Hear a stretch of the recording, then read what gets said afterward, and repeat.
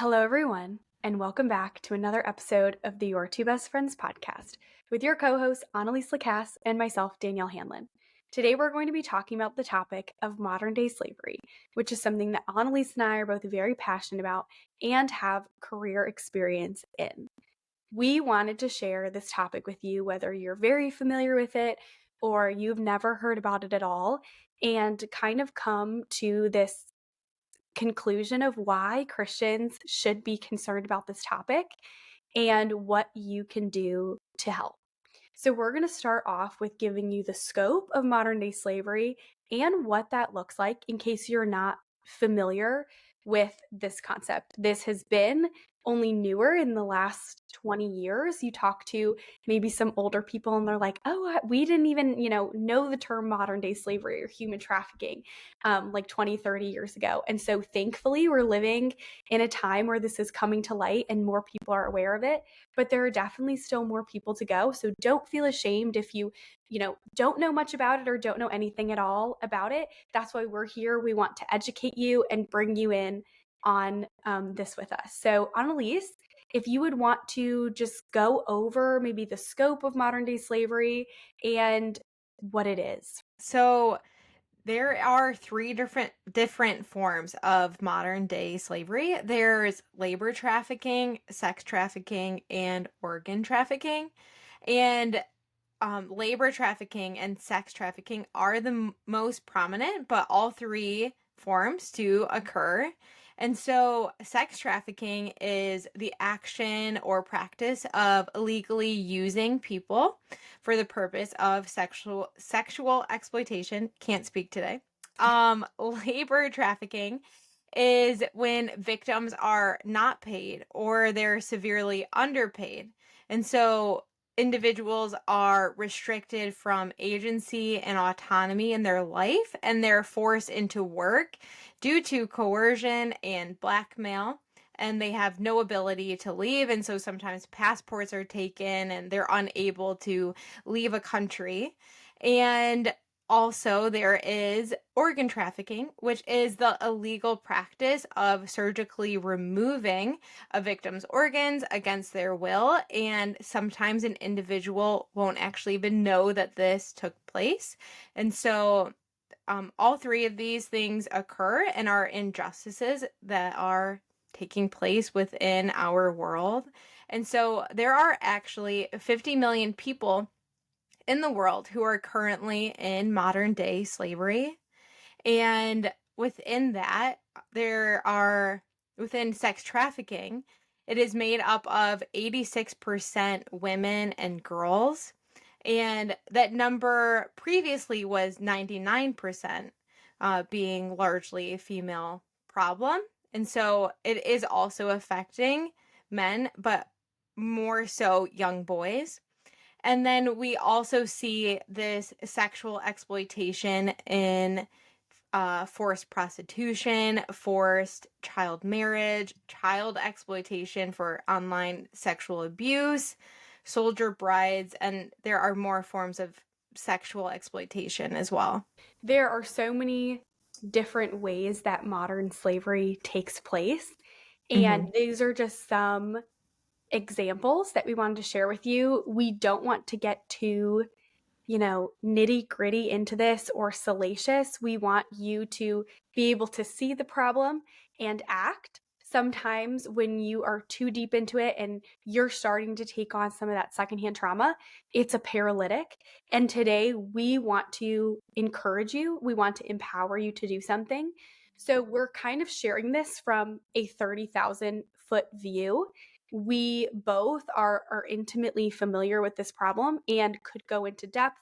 We both have lots of stories, but today is about trying to empower you and encourage you to go do something. So you might hear some things today that maybe make you feel uncomfortable, or they make you feel really sad, or it's really heavy. When these things happen, this is what I pray when I'm hearing stories and things feel too hard. I pray, come quickly, Lord Jesus, come quickly. So when you don't know what to pray and these things are feeling heavy, that's what I would suggest to pray. That's what's going to solve this. And Mhm. so just please keep that in mind as we go through the rest of the episode. It might be hard to hear this, even those statistics or even those simple, kind of scope of it might be just really uncomfortable. Give it to the Lord. It's not your burden to shoulder. It's not your burden to carry. And so put that on the Lord and don't let that paralyze you into Mm. participating in stopping and helping in this work. Yeah. So I wanted to go over some common misconceptions that people might have about human trafficking and modern day slavery. One of the most common ones I hear is that the US is the number one country for trafficking in the world. This is not true. We definitely have trafficking in the US. No doubt about it. Most of our trafficking is actually labor trafficking in the US, and most of the sex trafficking is in foster care children. The statistics that you're going to hear in human trafficking are going to be a big range of numbers. So the statistic for the amount of foster care children is 60 to 90% of sex trafficking victims in the US are foster care children. You might be like, that's a really large statistic. I want something more accurate. We all do. Unfortunately, with things that are underground crimes, you can only get so accurate a statistic because we don't know exactly how much is going on. So, but the largest population that is at risk for sex trafficking are foster care children in the US. The majority of sex trafficking and labor trafficking and organ trafficking are international. They are around the world in countries that don't have legal infrastructure to prosecute traffickers, that don't put any money into investigating trafficking. There are governments that actually Mm. encourage trafficking and make money themselves off of trafficking. There are countries in the world where women do not have the same rights as men, and trafficking's quite easy. There are countries in the world where culture very much accepts this practice as something that's just everyday life, where they wouldn't even recognize it as trafficking, but fits the definition that we have of modern day slavery and trafficking. And so when you're thinking about that and the scope of trafficking, the US, even according to a tip report that we release every year, and a tip report is called a trafficking in persons report. The US releases one every single year. There are some from the UN and the Global Slavery Index that I'll link in the box below in the description so you can have all these resources. We don't even claim to be the number one country for trafficking in the world. We recognize that all these other countries have bigger problems, more people in trafficking, and we're a pretty big country. And our statistics of how many people that are being trafficked compared to the population don't match up to other countries, and the amount of people don't match up to other countries. Now, that's not to say that we don't care. That's not to say that it's not a problem and things shouldn't be done. It's just to put in perspective that the US is by no means the number one country for trafficking in the world. And so when you're framing the way you think about this issue, it's largely an international problem. Another common misconception that I hear in my work is rescue being the most prominent and most effective anti trafficking work. A lot of people are very excited about rescue, and we are too. That's a really exciting thing.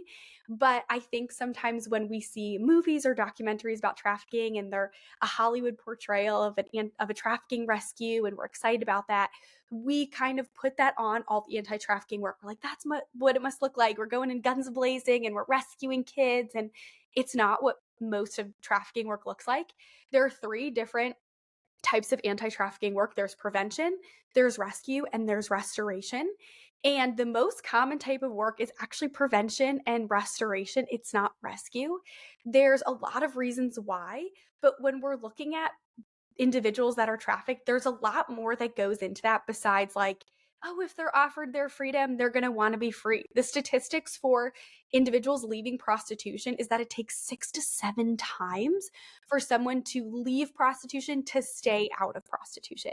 Healing in your body, mind, and soul from sexual abuse is not linear. It's not like, oh, we're going to go and offer you freedom and you're going to want to be free. So rescue is actually a lot more complicated than it looks. And then the real hard part of that, of like some individuals' journeys that's been trafficked, happens after rescue in the restoration process. So it's definitely an exciting work. But when you look at organizations that you might want to support or look into, the most common work is not in rescue. So you're not going to find that. And some of the other work, that prevention and restoration, are just as awesome. Maybe a big Hollywood film isn't going to be created about them, but it's just as wonderful and it's just as great and cool of work. And Mhm. I struggle to use cool in terms of this, but that's kind of how people think of, going to rescue someone. And that I would argue you could put that mindset on all of this work because it's all wonderful work. The last common misconception that I want to cover, that maybe you think of too, is that most traffickers are part of a crime ring. And it's like these big crime rings, and they're the ones that are always trafficking. We are often seeing crime rings, yes, definitely for sure. But we see like some low level traffickers, some low level pimps. That's a lot of it. But what we see a lot of is parents of Mhm. young children selling their daughters, occasionally selling their sons into this. Often it's not because they're evil, it's because they're so desperate. Maybe they have some other kids to feed. This is all they know what to do. Maybe they think that they're actually going to a legitimate job that this trafficker promised, and it ends up that the child is in trafficking, or that teenager goes into trafficking. But it's not just crime rings that are perpetuating this trafficking. And there are a couple others. There's extremist groups that very much are involved in trafficking and things like that. But those are the most common demographics that we're seeing for trafficking. As you're talking about those different demographics of people who have been sexually exploited and trafficked, I can see even in my own experience of the work that have done, that those demographics, like, they hold up. For a while, I worked as a resident advocate in a home for women who were sexually exploited, and the majority of them were fostered or were orphaned at a young age, and have experienced previous sexual trauma from being in those environments. And it allowed for that to take place in their life later on in life. I also saw a lot of individuals who were refugees or immigrants as well come through the home that I was working in, as well as, which is really sad, and what you were talking about, parents who were trafficking their own children. And specifically, what I saw was, and this was also in the US, so that changes some things, but using their children in child pornography. Mhm. And then on the other side of that, so that was more restoration work. I also have experienced with prevention of with a missions organization going to communities of faith overseas and teaching these communities on sexual trauma. And so both of these works were very, as you were saying, it can be very hard, but super rewarding. Mhm. And I learned a lot through all of this. And I think one of the things that has impacted me the most is that when it was like really difficult, and when I was feeling very heartbroken about these situations, just recognizing that sometimes people don't see like justice on this side of heaven, um, but that God will have justice, Mhm. is something that like really allowed me to like keep working and to keep going like strong. And then also seeing that really this injustice is due to people not seeing other people as human, right? They dehumanize them and they view them as a product. And that is why this injustice is able to continue. And I know there was a season in my life where I felt so angry at like Johns, right? Johns are individuals who will purchase a woman like for the night. And I remember sitting there thinking like, like, I just feel so angry at them. And the Lord was like, "You're a John." And I'm like, "What are you talking about, God? I promise you I'm not." And he just told me that in the way that I was purchasing clothing. We talked about this before, or even in like electronics, these different things that I was supporting modern day slavery. I was the person who was putting my money down because I didn't view this person as human, right? It was a little bit more removed, so maybe it's easier for me to justify those actions. But I feel like that was a very big turning point in my life. And so I think coming to that realization and seeing how my actions were also contributing to the problem was a very big turnaround for me. And so this experience actually happened before I went into any of this work, before I worked for those organizations and interned. And so for me, like recognizing my own sin then allowed me to actually be able to like be a part of the solution because before I was contributing to it, so I first needed to stop contributing to it. And then I think because of that, like the Lord allowed me to then walk into this fear. Like it would have been so double-sided to try and help these women who were being trafficked while I like in the background am still contributing to the problem. And so that was something that I really learned from this process of being educated on these injustices and then also working with that group of people. But you also have worked with the same population. And so I would love if you could just share a bit more about your experience. Yeah. So I actually currently work in anti-trafficking work right now in an international capacity. And I will share a little bit more specifics at the end. But I, Annalise and I really did bond in college over a lot of our passion for justice on this earth. And for me, it really had to be reshaped. Like Annalise, I was so angry. I was so angry about so many injustices. And I was aiming it at so many different things. And it took the Lord in me being like, what do you believe is the greatest injustice in the world? And I would name human trafficking and I name poverty and I name all these things. And he'd ask again, like, what do you think is the greatest injustice in the world? And it took me so long to be like, the greatest injustice in the world is people not knowing Christ. Yeah. Because, like Annalise said, there is suffering on this earth, there is evil in this earth because there is an enemy. And that means not everyone on this side of eternity is going to experience freedom Mm-hmm. and going to not experience suffering and going to be free of that. And the only thing that guarantees that freedom and that hope and that peace is eternity with Christ. That is where 100% of people will find restoration and freedom and Yeah. justice. And so the Lord had to really reframe how I viewed justice on earth and in eternity, and then could frame the way that I could participate in bringing justice on this earth. Because we're not going to understand why some people get freedom and some people don't.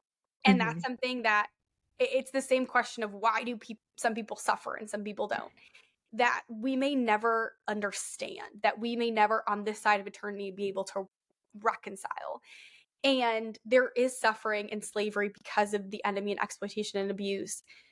But what the Lord taught me in working through this is that there is light in the darkest places. There is hope in the darkest places. Sometimes in my work, it feels like you are going down a dark hole and it's so deep and so dark. And every time I learn more and see more, I'm like, I didn't think it could get more evil, and it does. And yet, God can penetrate through that. And I've seen hope in some of the darkest places in the world. I've seen light and the Lord bring that in places that I did not think it could happen.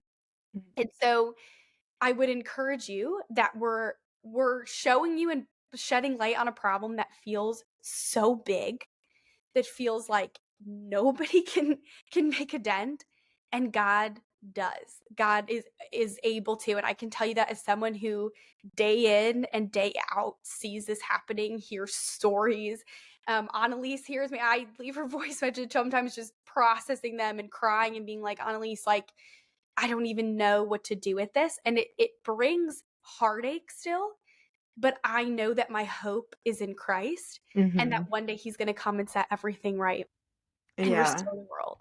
And that's so so that's good. what we cling to. Mm-hmm. Yeah, that's so good. I know we were talking previously about this, but that verse in the Bible that says, "What does it profit a man to gain the whole world but forfeit his soul?" And so that's the most important thing. You can Mm. gain the whole world. An individual can gain freedom from trafficking, but if they are are not following the Lord, if they don't know who he is, you can gain the world, but you have forfeited your soul. Mm. And so ultimately, that is the most important. And you're right, that is the greatest injustice that people go throughout their life not knowing who Jesus is. And so Annalise had brought up a concept of like ways that she realized she was contributing to trafficking. And so we wanted to maybe talk about what are some ways Mhm. that we all might contribute to trafficking in our daily life. What I will say is, I don't think we'll ever be free in modern day America, in modern society, not using an item or something that's not at risk, at least, of being made by modern day slavery. So Mhm. we're never going to be perfect in this. So take this list with a grain of salt. It's to make you more mindful of what you consume. Maybe if you are consuming something that's at risk, you work to use it for as long as possible so Mhm. that it's at least sustainable and you're not continually increasing the demand for it. Or ask the Lord, like, what are ways or places that you can show me that maybe is safe from this? So, in the Global Slavery Index, and I'll put that in the show notes below, some of the biggest things are coffee. I know all of us, or most people, have drink coffee most every day. Electronics is the number one at-risk item to be made by modern day slavery. We've got them sitting right here. I've got a phone right next to me. I'm on a laptop. I'm talking a microphone with headphones in. You're probably thinking, who are you to say something? And we're saying that we are definitely not perfect in this. And so that's why it's giving you this list so you can be cognizant of it and think of ways that you can maybe cut down, because we're probably not going to be able to be totally perfect in Yeah. this area. Clothes, that's the next biggest way. So one of the reasons Annalise and I challenged ourselves that whole year to even just stop buying clothes is to just stop increasing the demand for that, just to Mhm. take ourselves out of that equation. There are so many fast fashion companies that use modern day slavery, a lot of labor trafficking, which for women coincides with sex trafficking. Usually, labor trafficking for women is also sex trafficking. So women get the worst end of that deal, where garments are like you're paid per garment and not by your time there. Mhm. And so clothes are made cheaper and cheaper. And you think about clothes that you could buy from some websites that are like $4 for a top and imported from halfway across the world. How much money could someone be making for that product? But then you Right. look at products in stores that are selling clothes for very expensive, and they're still also using modern day slavery to create those. Annalise actually has a pretty good website for clothes that can kind of check if they're sustainable, environmentally friendly, or if they're at risk of using that, which we'll Yeah. also link in the It's show notes below. yes, it's called Good on You. You can download the app. It's really awesome. She exposed me to it, and sometimes you don't want to look because you're like, I don't want to know it's in my closet. But Yeah. we give you this list so that you can be mindful of it. The other biggest way we contribute to trafficking is pornography. And this is going to hit a nerve for a lot of people. The statistics are that most people, women and men, struggle with watching pornography. But that's one of the biggest contributors to trafficking. That's the material. There is a common statistic that is going around that's not quite correct, that the US is the number one consumer of child trafficking. That's not true. The actual statistic is we're one of the number one consumers of child pornography. Mhm. And that's kind of a sick thing to think about. Yeah. But pornography, it increases the demand, it increases the drive. There are over 42 million people in the US alone that watch pornography on a regular basis. Even in Christian circles, the statistics aren't much more friendly. And so thinking about this and thinking about this problem is, how can I audit my life at least to not continuously contribute to trafficking? The last thing that I would say, that's one of the biggest ways we contribute as a society, is when we ignore the vulnerable. It's when there's a called a quartet of the vulnerable in the Bible, and it's the widow, the orphan, the sojourner, so a refugee, and the poor. And those are the people that God is so concerned with in society. He's constantly talking to the Israelites about protecting those individuals. We see Jesus in his ministry working with those. In Matthew 25:40, Jesus says, "Truly I say to you, as you did to the least of these, my brothers, you did to me." And so when we ignore those vulnerable in society, when we look at the US and we see that most of the people trafficked are from foster care, where else can we say that's something that I can make a difference in, that I'm no longer to contribute into? How can I participate in changing that? So this list is to make you think. It's to make you ponder. You're not going to be perfect because, most clothes are made with modern day slavery, and you do have to wear clothes. That is something you have to wear. But it's asking the Lord, how do I cut down my demand? How do I make these clothes last as long as possible? How do I not buy continuous outfits and just wear, this one dress? Maybe it's not sustainable or ethical, but I'm going to use it for a long time. And so I'm cutting down that demand. So it's not to be perfect. It's just to try and cut down. So you might still be thinking to yourself, why, as a Christian, is this my problem? Like, why do I need to care about this issue? It's over there in other countries. It's not really affecting my life. And I would say for me, something that was very encouraging to care about this topic was Luke 4:18. And it says, "The Spirit of the Lord is upon me, because he has anointed me to proclaim good news to the poor. He has let me proclaim liberty to the captives and recovering of sight to the blind, to set at liberty those who are oppressed, to proclaim the year of the Lord's favor." And so this is a verse that we see in Isaiah, and then we see Jesus then reciting.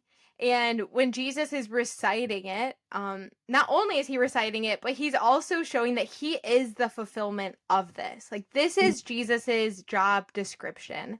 He came to this earth so that he could proclaim the good news to the poor. And we see that through his life. He came to this earth to bring liberty, to set the captives free. He came to recover the sight to the blind and to bring freedom to the oppressed. And we see this both in a spiritual sense, that people are receiving a spiritual sight and spiritual freedom, and he is setting people free spiritually. But we can also see this in a physical sense, right? People who are physically blind are now able to see. People who are struggling with physical ailments, the Lord is healing and they are set free. He is ministering to the poor. He's ministering to those that are overlooked. And Danielle just read a list to you guys of the individuals in the Bible it says that we're supposed to look after, and that is what Jesus did. And so as followers of Christ, we are called to the same thing. We have the same job description as Jesus, to minister to the orphans, to the widows, to the sojourner, and to the poor. And those that are trafficked fall into that list. A lot of them being orphaned or in foster care. Some of those being individuals who are refugees. So we should care about those individuals because Jesus cared about those individuals.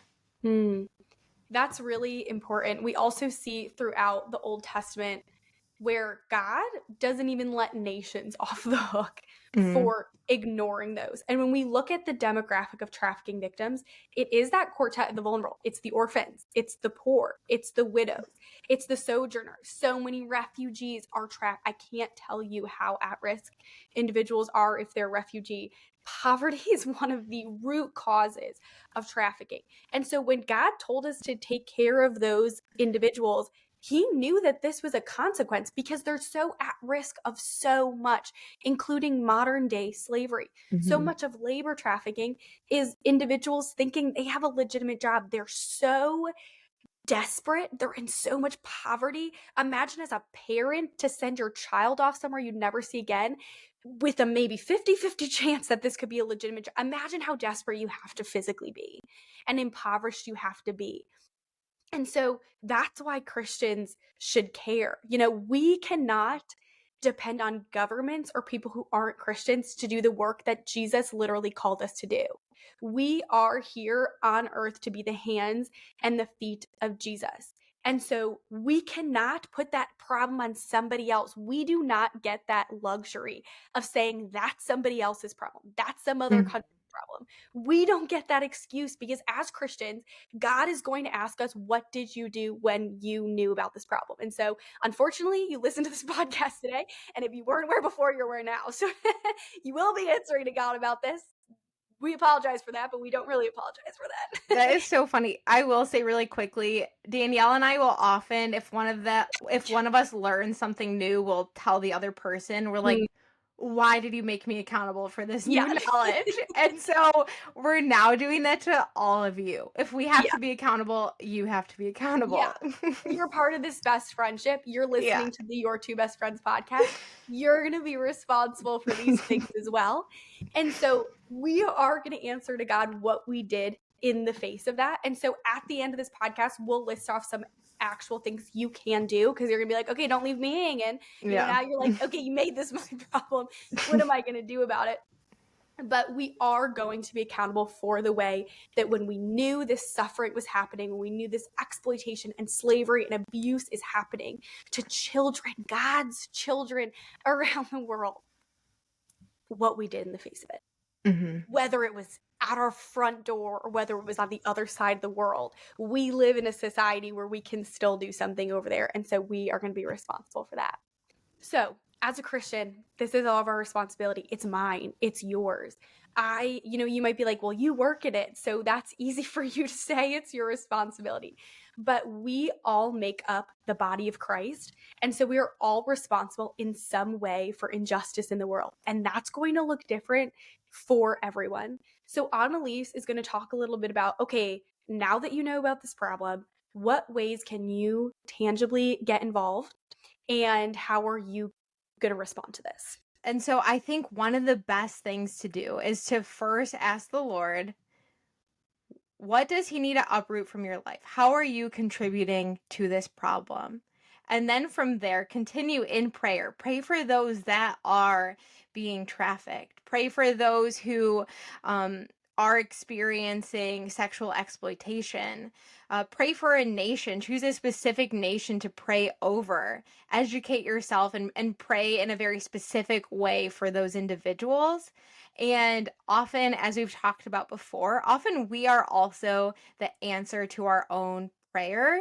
And so with that, give. You can give of your time. You can find organizations that are around you that you can volunteer at. Maybe you hear this and you start to think like, I want to work with those people. Find a job working with communities who are doing this kind of work, and then also give financially. There are a lot of really great ministries and organizations that are working in our country, but also internationally to fight this injustice. And so find those organizations and then give to them. An organization that I have been very blessed to give to is She Is Safe, which is actually where Danielle works. And so she's just going to share a little bit more about the work that she does there. I'm really privileged to work in this field. That is one of the biggest things that I've taken away. I've been doing the job I'm in for a little over a year and a half now. And the biggest thing I've learned is we can't do it alone. Christian organizations are the ones on the front lines of the anti-trafficking effort. And it takes the whole body. It takes the whole body giving and praying, and then the people that are called to go. And so She Is Safe, that's the organization I work with. We do all three of those facets of anti-trafficking: prevention, rescue, and restoration. And I've seen God work personally in all of these areas, in all these ways to prevent trafficking. But the problem is big. This problem is going to take all of us to solve. Thankfully, like we mentioned at the beginning, the last 20 to 30 years, people have really been becoming aware of this problem, but the problem is exponentially growing. I mean, we talk about the statistic of 86% of sex trafficking victims being, women and girls, where it used to be 99. It's not because the number of women and girls is going down. It's because the number of sex trafficking victims is going up so exponentially that they're drawing from another demographic. We see this specifically in conflict zones and terrorist groups where, they do favor some young boys and men. And as the world continues to kind of have these things happen, wars and different extremist groups take over, we're just seeing that rise, and we're only going to continue seeing that. But it's not a problem that's too big for the Lord. And I've seen that firsthand. And so I don't want you to take away from this podcast like, that's too big of a problem. I can't Mhm. possibly stop buying clothes, and I can't possibly, like, I don't want to do anything. You know what? I don't want to do anything at all. I can't give up coffee, all these things. There's always something small you can do. And even if you have to start small. But another thing I see when people are like talking about this work is making certain people the enemy. Oh, those terrorist groups are the enemies, that crime ring is the enemy, those parents are the enemy. And sometimes they're operating in a really evil way and really giving in to sin.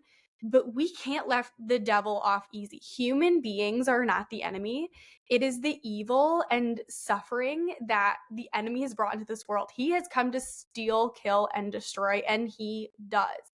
And so when we are just pitted against people, that lets the enemy off the hook for what he's doing and what he's done. Not that humans won't have to suffer the consequences of their actions or the Lord won't hold them accountable. But they're not who we're fighting. Our fight is not against flesh and blood.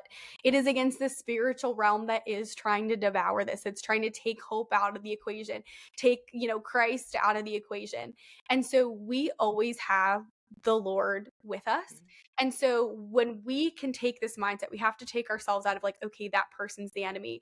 We have to understand that often the people that are perpetuating trafficking were trafficked themselves. Statistically, even people in these extremist and terrorist groups were abused themselves as children, and they banded together and they essentially made a gang. And so we're seeing those things, or parents that sell their children. They're in such desperate situations that that's the option. It's not always someone just wanting to be evil for the sake of being evil, although we see that plenty. It's remembering that the enemy is the one who's causing this in the world. And so when we pray, we even pray for restoration and reconciliation for the perpetrators. We want them to find Christ. We want them Yeah. to find freedom. They are still stuck in a different type of slavery. That's what it's like. The enemy doesn't want us to see that. And so this is a problem that affects both. Nobody gets off scot-free from participating in sin.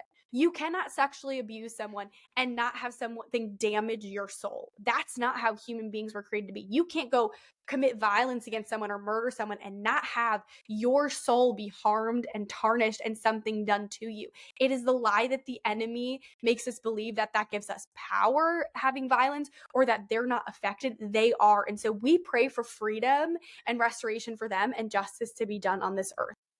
So She Is Safe is an organization that does do all those three facets of anti-trafficking work.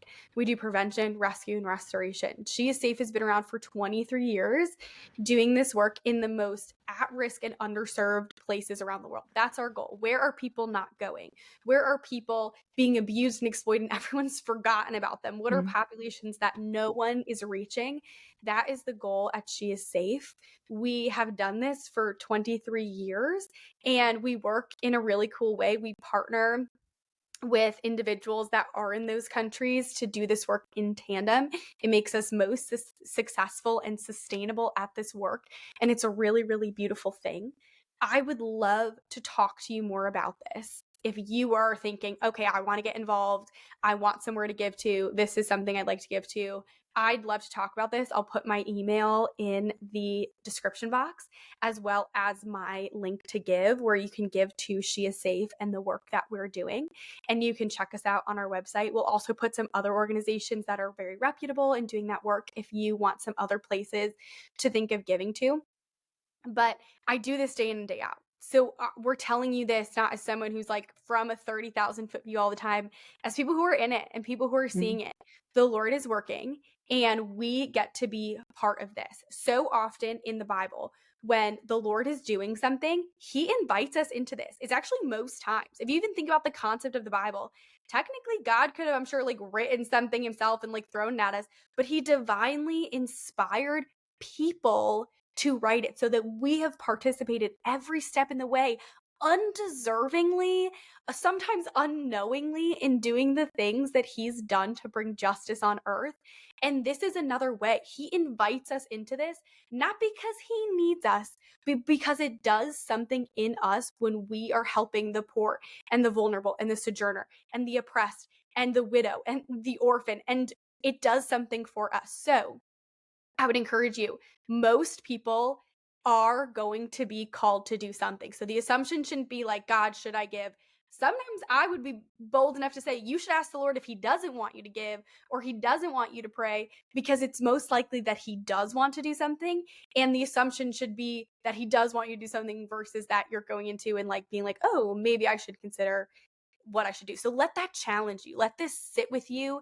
Let it resonate with you. We want you to be part of this with us. You know, Annalise has worked in it. She generously gives to it. I've seen it myself. I work in it. I also give to it. We've got stake in this. We've got skin in the game. So we're not asking you to participate in something we don't even do ourselves. We're inviting you to join in with us in this. So we're going to end out with this beautiful quote that Annalise is going to read that we want you to just think about and chew on as we close this episode of our podcast. This is a quote by Paul Washer, and as Danielle said, it is very beautiful and also convicting. So just listen to it, let it ruminate in your heart. Missions is very simple. There are only two ministries in missions. You're either called to go down into the well, or you're called to hold the rope for those who go down. Either way, there should be scars on your hands. Where are your scars? What has it cost you to be a Christian? Again, that's by Paul Washer. We really love that quote. It's so convicting and so powerful as we think about everything we've talked about in this episode of we are called to do something because we're followers of Christ. And it's beautiful. It's not like, oh, dang it, I have to go do something. It's beautiful that the Lord even invites us into this justice that he's bringing to the earth. We get to be participants. I mean, I can't think of a better thing. It's like a little child that wants to help to cook food and, they keep messing up and, they can't really stir right and they're getting flour all over. But the parent is so happy that they're participating and so that's what we get to do. So don't think of this as like, dang it, now I have to do something. Think of it as being invited into the work of God and you get to play some small part in that. If you enjoy the content that we put out on our podcast, we think you'll really like another podcast that we'll link down below called Head to Heart. And this is a podcast by one of my personal friends that we think you'll really enjoy, all about connecting things that you know about faith in your head to your heart and setting yourself free from lots of different things that maybe you are, have struggled with or haven't thought of correctly or like, how does this fit in the Christian faith? And so that's something that we'd really recommend if you want more resources about similar things that we talk about that you might enjoy. So per usual, thank you so much for tuning in today on this episode of the Your Two Best Friends podcast. We look forward to seeing you next week.